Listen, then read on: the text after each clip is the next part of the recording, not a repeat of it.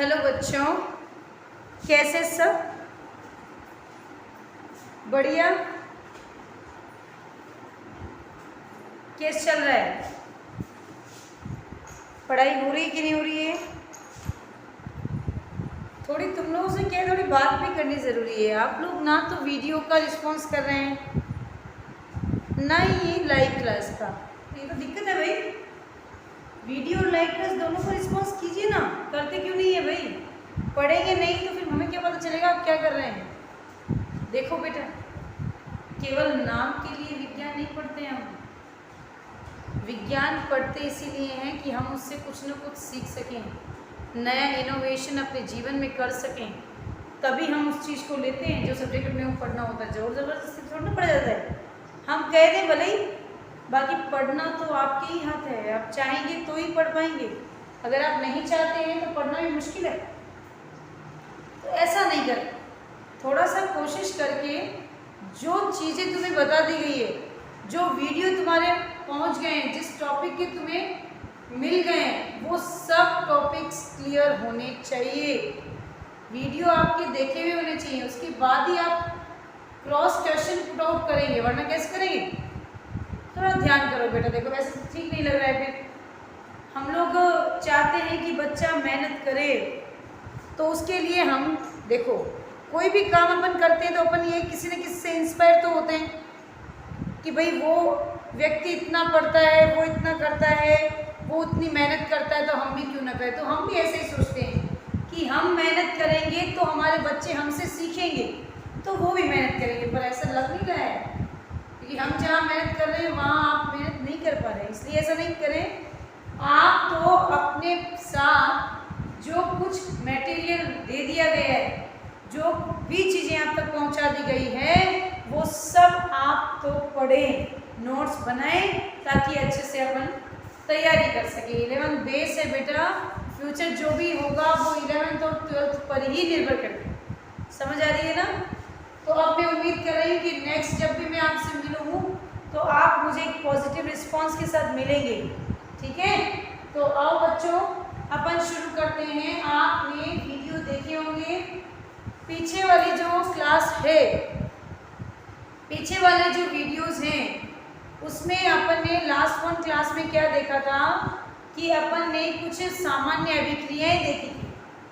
वो अभिक्रियाएं थी नाभिक स्नेही और इलेक्ट्रॉन स्नेही, विलोपन, प्रतिस्थापन, ऐसी अभिक्रियाओं के बारे में अपन ने डिस्कस किया था और उसका एक चार्ट भी अपने ने बनाया था। तो नाभिक स्नेही, इलेक्ट्रॉन स्नेही, इनके अंदर प्रतिस्थापन, योगात्मक, विलोपन और पुनर्विन्यास जैसे प्रकारों का अपन ने अध्ययन किया था। मीन्स मेरे कहने का मतलब है, मैंने नाभिक स्नेही, इलेक्ट्रॉन स्नेही की तो परिभाषा लिखा दी, फिर मैंने प्रतिस्थापन की भी परिभाषा लिखा दी थी। अब प्रतिस्थापन जो अभिक्रिया होती है वो नाभिक स्नेही भी होती है और इलेक्ट्रॉन स्नेही भी होती है। तो नाभिक स्नेही और इलेक्ट्रॉन स्नेही प्रतिस्थापन अभिक्रियाएं क्या है? तो सबसे पहले अपन पढ़ेंगे नाभिक स्नेही प्रतिस्थापन अभिक्रिया। नाभिक स्नेही प्रतिस्थापन अभिक्रिया। ये क्या होती है? नाभिक जब किसी भी ऐसे यौगिक के ऊपर अटैक करता है जिसके ऊपर क्या हो? प्लस चार्ज हो। वो प्लस चार्ज होता है तो उसके ऊपर अटैक की वजह से वो कौन क्या कहलाता है? नाभिक स्नेही।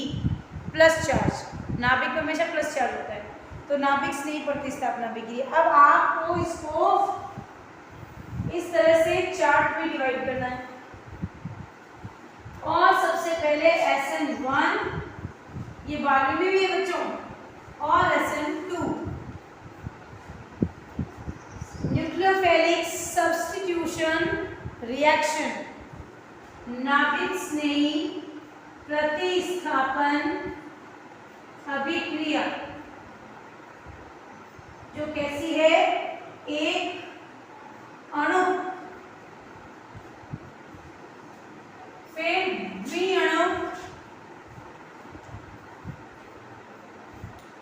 नाभिक स्नेही प्रतिस्थापन अभिक्रिया। एक अणु का मतलब होता है ये अभिक्रिया जो है वो कितने पदों में संपन्न होती है। यह अभिक्रिया 2 पदों में संपन्न होती है। यह अभिक्रिया, इस अभिक्रिया में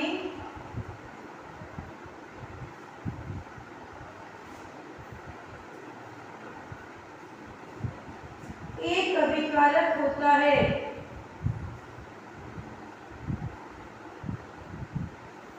जो अभिक्रिया के वेग को निर्धारित करता है।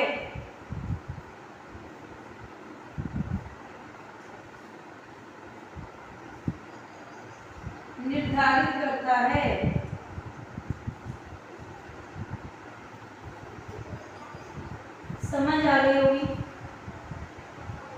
उसके बाद अपन देखते हैं कि SN1 अभिक्रिया में स्थायी कार्बोकेटायन बनता है।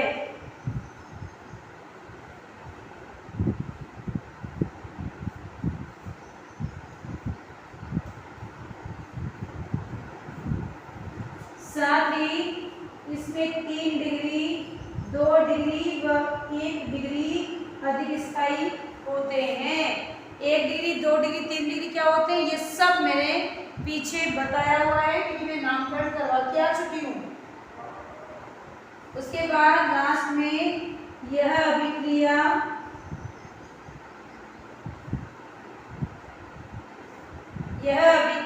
किसके साथ, धारण व प्रतिपन्न दोनों के साथ संपन्न होती है। धारण का मतलब होता है अभिकारक की जैसी संरचना है वैसी ही संरचना उत्पाद की भी रहती है, इसलिए अपन उसको धारण कहते हैं। सेम कंडीशन होती है, उत्पाद में उसकी संरचना, उसकी स्ट्रक्चर बदलती नहीं है। वह प्रतिपन्न में जैसे अभिकारक की संरचना होती है उत्पाद की संरचना ठीक विपरीत हो जाती है तो उसे हम प्रतिपन्न कहते हैं। अब बच्चों देखो, मैं एक रिएक्शन कर रही हूँ, इससे आपको ये सारे पॉइंट समझ में आ जाएंगे। चलते हैं, शुरू करते हैं। आओ बच्चों देखो, अपन देखते हैं कि अपने पास एक 3 डिग्री मॉलिक्यूल है। द्विबोधिनी किसका ही है, CH3 OH, ठीक है। अब इसके ऊपर यदि कोई यहाँ Cl लगाओ और यहाँ कोई न्यूक्लियोफिलिक NaOH में से क्या निकलेगा, OH माइनस। मैंने बताया हुआ है न्यूक्लियोफिलिक मीन्स Nu-, जो नाभिक को अपनी ओर आकर्षित करे। तो देखो बेटा, सबसे पहले क्या होगा, इसमें NaOH साथ में नहीं लिखा जाएगा। सबसे पहले रिएक्शन होगी तो अभिकारक एक है, ये यहाँ से टूटेगा और ये बनेगा CH3 और चार्ज आ गया प्लस, ये बन गया कार्बोकेटायन। सामने मैंने लिखा हुआ है देखो, तो यहाँ पर प्लस चार्ज है और यहाँ पर 3 ग्रुप देने वाले हैं, तो ये स्थायी क्या हो गया, मध्यवर्ती बन गया है। अब यहाँ पर Cl- रिमूव हो गया। यह अभिक्रिया जो है वह तीव्र गति से संपन्न होती है, इसलिए ये कोई वेग निर्धारक पद नहीं है। अब तीव्र नहीं, मंद गति से संपन्न होती है। तो यहाँ पर मंद गति से संपन्न होने की वजह से धीरे धीरे ये टूटता है और क्या बन जाता है, स्थायी मध्यवर्ती बन जाता है। इसे हम क्या बोलते हैं, कार्बोकेटायन कहते हैं। 3 डिग्री कार्बोकेटायन। अब चलते हैं आगे। ये कार्बोकेटायन जो बना है इसके ऊपर कोई न्यूक्लियोफिलिक आकर अटैक करेगा OH-, तो अपन देखते हैं कि वो सामने से ही अटैक करेगा, यानी कि जहाँ CH3 अभिकारक में था वहीं पर लिखा हुआ है, उसकी स्थिति में कोई परिवर्तन नहीं हुआ है। इसलिए हम कहते हैं कि यह अभिक्रिया किसके साथ संपन्न होती है, धारण के साथ संपन्न होती है। प्रतिपन्न तो अपन चाहें तो कर सकते हैं, कोई दिक्कत वाली बात नहीं है, वो 2 डिग्री में आता है। तो देखो यहाँ पर 2 पदों में संपन्न हो रही है, पहला और दूसरा ये तीव्र पद है। कैसा पद है? तीव्र पद। ये त्रिक सक्रिय है बेटा, इसलिए तीव्र है। सक्रिय तुरंत क्रिया करेगा ना। अब देखो अभिकारक में जो विकार क्रिया करता है वो एक ही होता है, एक ही तो है। वेग निर्धारक पद जो है वो एक ही तो है, मंद गति से होता है, वही वेग निर्धारक पद होता है। आप लिख लेंगे आशय में, जब अभिक्रिया मंद गति से संपन्न होती है वो अभिक्रिया सदैव वेग निर्धारक पद के रूप में कार्य करती है। बात समझ में आ गई होगी, तो ये क्लियर हो गया। उसके बाद में स्थायी कार्बोकैटायन बनता है। देखो ये रहा स्थायी कार्बोकैटायन बन गया क्या। उसके बाद में अभिक्रिया में 3 डिग्री 2 डिग्री स्थायी होते हैं। फटाफट देखिए इसका स्क्रीनशॉट लेंगे जल्दी से, ताकि अगला अपन देख सके। फिर अपन बात करेंगे SN2 की। जल्दी जल्दी देखिए फटाफट।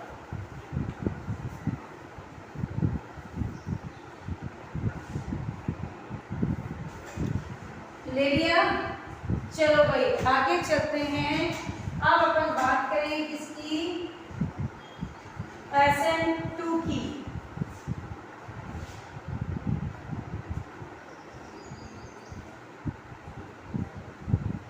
SN2 अभिक्रिया क्या होती है। आओ बच्चों शुरू करते हैं। देखो यह अभिक्रिया क्या होती है, यह अभिक्रिया एक अणु नहीं 2 अणु होती है। अर्थात इसमें अपन क्या लिखते हैं, सबसे पहले वहां क्या लिखा था, यह अभिक्रिया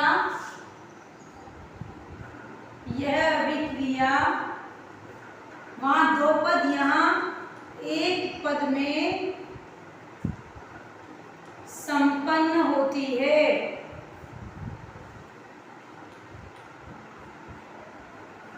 दूसरा, इस अभिक्रिया में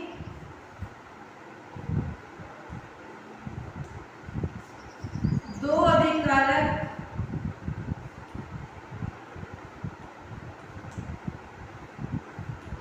अभिक्रिया में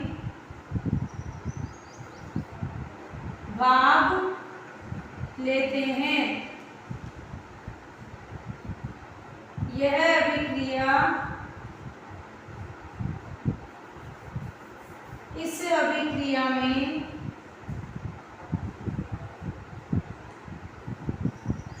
अस्थायी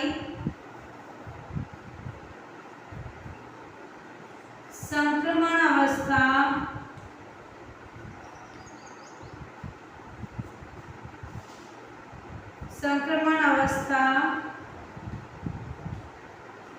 बनती है।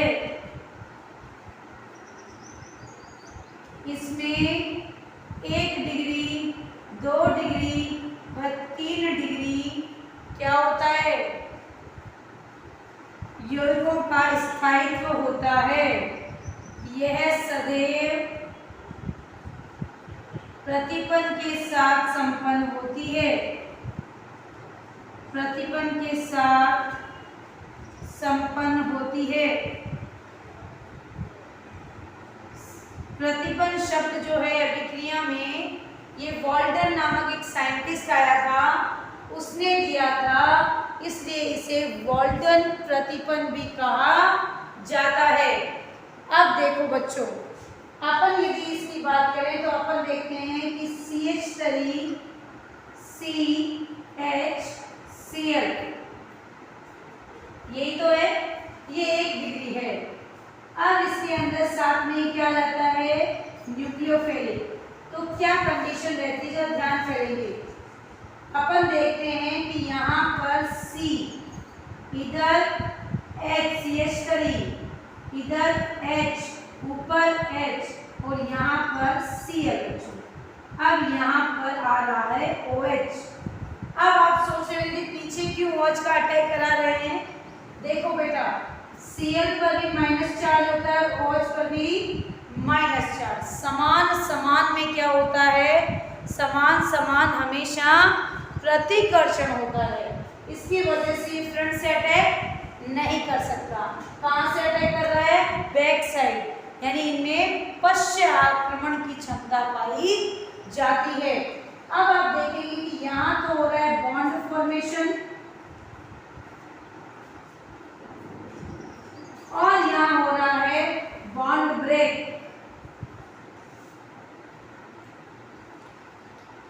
समझ में आ रही है? तो बॉन्ड फॉर्मेशन और बॉन्ड ब्रेक हो रहा है, तो यहाँ पर तो ये बनता हुआ और यहाँ ये टूटता हुआ, तो इस अवस्था को पता है हम क्या कहते हैं? अस्थायी संक्रमण अवस्था। बात समझ में आ गई होगी। और उसके बाद जो इसका प्रोडक्ट बनेगा वो क्या होगा बच्चों? देखना जरा, CH3OH। देखो बच्चों, CH3 की स्थिति कहाँ आ गई? बदल गई, विपरीत हो गई, यानी कि ये क्या है? प्रतिपन्न। इसलिए इन्हें क्या कहते हैं?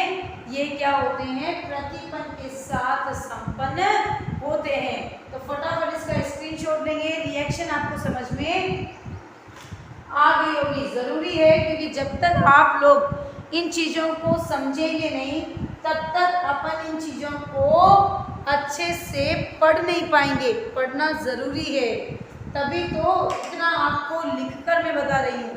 अब इसका स्क्रीनशॉट ले लिया होगा। अब आगे देखो बेटा, आगे चलते हैं अपन। अगला जो है वो है योगात्मक अभिक्रिया। प्रतिस्थापन अभिक्रिया जो है वो किसके अंदर संपन्न हुई है? नाभिक स्नेही प्रतिस्थापन अभिक्रिया, यानी कि प्रतिस्थापन सदैव नाभिक स्नेही होगा और योगात्मक हमेशा इलेक्ट्रॉन स्नेही होता है। तो फटाफट अगला हेडिंग आप सभी बहनें डालेंगे। देखो बेटा, इलेक्ट्रॉन स्नेही योगात्मक अभिक्रिया, इलेक्ट्रॉन स्नेही योगात्मक अभिक्रिया।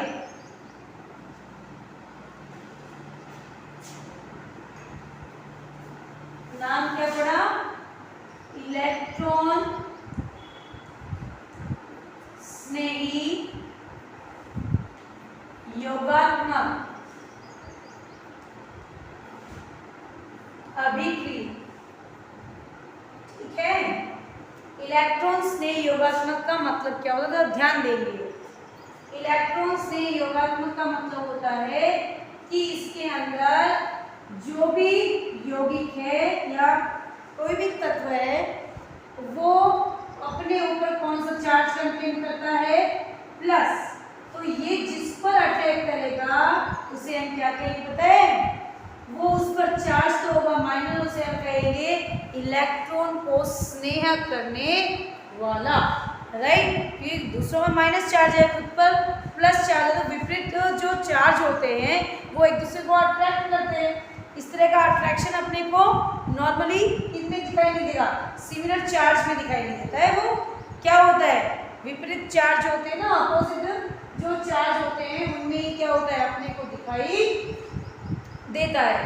तो अब अपन देखते हैं कि इलेक्ट्रॉन स्नेही जो योगात्मक अभिक्रिया है उसमें क्या होता है? योगात्मक मतलब केवल मात्र जुड़ना, केवल जुड़ना। उस समय उनमें से रिमूव कुछ नहीं होता है। फॉर एग्जाम्पल अपन ने क्या किया? XY प्लस E, यानी कि इलेक्ट्रॉन स्नेही। तो आप देखेंगे X और Y के बीच में बंध जो है डबल बॉन्डेड है और वो टूटता है, तो यहाँ पर X सिंगल बॉन्ड Y और एक जगह क्या जाता है? E, और एक जगह क्या आता है? कोई भी अन्य समूह या ग्रुप आ जाता है। तो यहाँ से निकला कुछ नहीं है। जब कोई चीज रिमूव हो जाती है तो वो हो जाता है क्या? विलोपन। कि जो चीजें निकल जाती है वहाँ पर कोई नहीं जुड़ता तो वो विलोपन। हट जाती है उसकी जगह कोई और आ जाता है तो कह देते हैं हम क्या? प्रतिस्थापन। लेकिन योगात्मक में कुछ भी नहीं निकलता है, जो कुछ भी है वो सब अपने साथ ही रखेंगे। कुछ लोगों की आदत होती है ना कि अपने पास जो भी चाहिए वो दूसरों के साथ शेयर नहीं करते हैं, तो वैसे ही ये हैं, जो इनके पास आ गया वो इनका ही होकर रह गया। तो बात समझ में आ गई होगी। ऐसी अभिक्रियाएं क्या कहलाती है? योगात्मक अभिक्रिया कहलाती है। तो अपन इसमें योगात्मक में ऐसे भी देख सकते हैं, CH3 CH double bond CH CH3 plus H2O टूटा, H प्लस OH माइनस 1 टूटा, एक पर प्लस एक पर माइनस, प्लस के साथ माइनस, माइनस के साथ प्लस, प्रोडक्ट क्या बन जाता है? CH3 CH OH CH H CH3। इस तरह से अपन कोई भी नया प्रोडक्ट तैयार कर सकते हैं। तो ये हो गई योगात्मक अभिक्रिया। अब इसी के साथ मैं आपको विलोपन को भी बता देती हूँ। विलोपन अभिक्रिया में बच्चों ध्यान देंगे, कुछ कॉन्सेप्ट हैं। इनमें एक तो अपने को मस्ट है कि बीटा कार्बन होना चाहिए। पूछेंगे दीदी बीटा कार्बन क्या होता है? जिस कार्बन से कोई भी फंक्शनल ग्रुप जुड़ा हुआ है वो कार्बन हमेशा अल्फा, उसके नजदीक वाला कार्बन सदैव क्या होता है बच्चों? बीटा कार्बन होता है। और ये बीटा कार्बन के पास में बीटा हाइड्रोजन भी नेसेसरी है। अगर नहीं हुआ तो विलोपन अभिक्रिया संपन्न नहीं होगी। यानी मैं इनडायरेक्टली बोलूं तो बीटा हाइड्रोजन मस्ट है इसके लिए, विलोपन अभिक्रिया के लिए। और यहाँ पर साथ ही हमेशा किसका फॉर्मेशन होता है? यहाँ हमेशा एल्कीन प्राप्त होती है। अर्थात यहाँ पर आप जो ग्रुप लिखेंगे CH3 CH2 CH2OH, इस ग्रुप को आप ऐसे भी लिखेंगे CH3 CH H CH2OH। ये है आपका फंक्शनल ग्रुप, ये हो गया आपका अल्फा कार्बन, ये हो गया बीटा कार्बन और ये हो गया बीटा हाइड्रोजन। तो यहाँ से क्या रिमूव हो गया? H2O, अर्थात क्या बन गया? CH3 CH double bond CH2। आपको यदि ज़्यादा परेशानी हो, याद ना रहे, तो योगात्मक का विपरीत क्या हो जाता है? विलोपन हो जाता है। योगात्मक में जुड़ते हैं जबकि विलोपन में निकल जाते हैं, उसके स्थान पर कोई नहीं जुड़ता। जैसे कि जो व्यक्ति एक बार चले जाते हैं वो कभी लौट कर नहीं आते और उनकी जगह भी कभी भी कोई जीवन में ले सकता है क्या? नहीं ले सकता है। वैसे ही यहाँ है, विलोपन अभिक्रिया सदैव वहाँ उस कंडीशन में संपन्न होती है कि जहाँ पर एलिमेंट्स टूट कर गिर जाते हैं तो वो वापस जुड़ते नहीं हैं।